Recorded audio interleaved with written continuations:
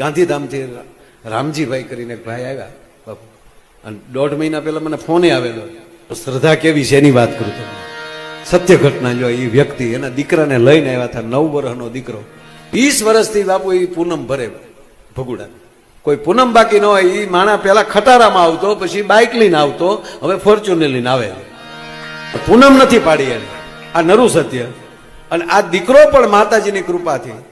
અને બાપુ બન્યું એવું, એ દીકરો 1.5 મહિના પહેલા આ જે બાળકોની બીમારી આવી, કંઈક લાગી ગઈ અને છોકરાને ચક્કર આવ્યા, પડી ગયો, હોસ્પિટલ લઈ ગયા ભુજની. ડોક્ટરે ડેટ જાહેર કર્યો. એકનો એક દીકરો સાહેબ બીજા ડોક્ટર પાસે લઈ ગયા, જોયું કે ના 3 ડોક્ટર બદલ્યા એ લોકો. પછી તો ત્રીજી જગ્યાએ કહી દીધું. તો જે હતું એ આને ઘરે ફોન કરી દીધા, સગા સ્નેહીઓ, જે આપણે સામગ્રી જોતી હોય એ બધી.